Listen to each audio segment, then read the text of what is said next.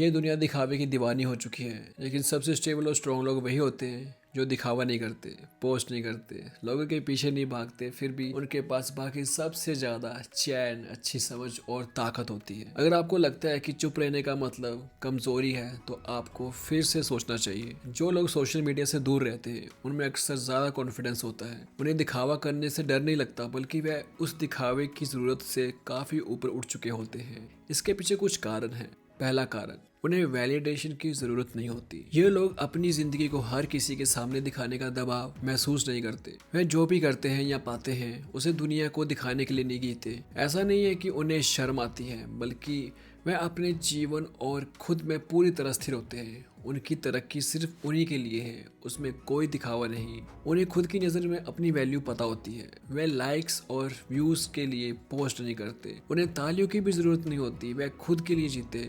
उन्हें किसी और की जरूरत नहीं होती। और सबसे खास बात, उन्हें खुद से प्यार होता है, इसलिए उन्हें दूसरों से पसंद किए जाने या ना किए जाने से कोई फर्क नहीं पड़ता।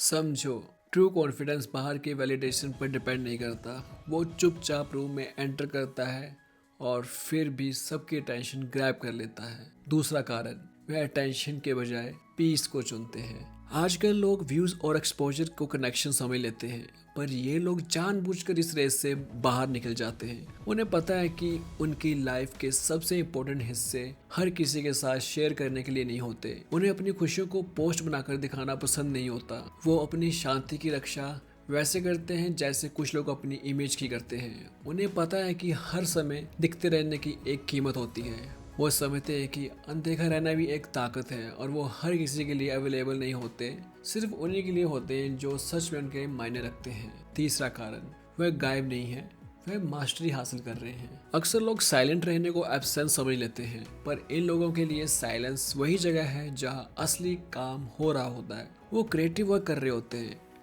अपनी लाइफ बना रहे होते हैं, अपना बिजनेस बिल्ड कर रहे होते हैं। वो खुद को फिर से बैलेंस कर रहे हैं। वो इस बात पर ध्यान देते हैं कि वो क्या बन रहे हैं, ना कि लोगों को क्या दिखा रहे हैं। वो गायब नहीं है, बस अपने रास्ते पर हैं। वो स्ट्रेंजर से कनेक्ट करने के बजाय खुद से कनेक्ट कर रहे हैं। वो पीछे नहीं है, बल्कि बहुत आगे हैं, क्योंकि जब बाकी लोग पोस्ट बना रहे होते हैं, ये लोग एक्चुअल काम कर रहे होते हैं। उन्हें पूरी दुनिया को अपडेट्स देने की जरूरत नहीं। वो उसके बारे में पोस्ट नहीं करते, क्योंकि वो उसी में जी रहे होते हैं। चौथा कारण, वह अपनी मर्जी से लॉन वॉल्फ होते हैं। वो एंटी सोशल नहीं है, बल्कि समझदारी से अपनी एनर्जी को यूज करते हैं। वो भाग नहीं रहे, बस वाइज हैं। उन्हें पता है कि जब आप बहुत सारे लोगों को अपनी लाइफ और इमोशंस का एक्सेस देते हैं तो उसका इम्पैक्ट बढ़ता है। इसलिए वो खुद को लीड करते हैं। वो साइलेंस में चलते हैं, चुनिंदा बातें शेयर करते हैं, और तभी बोलते हैं जब उससे कोई वैल्यू जुड़ती है, सिर्फ नॉइस बढ़ाने के लिए नहीं।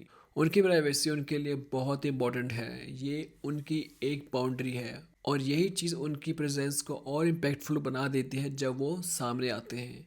ये लोग क्राउड को फॉलो नहीं करते, वो अपना रास्ता खुद बनाते हैं। अब सुनो, पावरफुल बनने के लिए तुम्हें शोर बचाने की ज़रूरत नहीं है। लाइफ में सबसे आगे निकलने के लिए तुम्हें सबकी नज़रों के सामने रहना भी ज़रूरी नहीं है। इंपॉर्टेंट बनने के लिए तुम्हें हर पल दिखना भी ज़रूरी नहीं है। तो कभी कभी दुनिया से कट के खुद पर काम करो, और इतना स्ट्रांग बन जाओ कि जब वापस आओ तो दुनिया खुद नोटिस करे।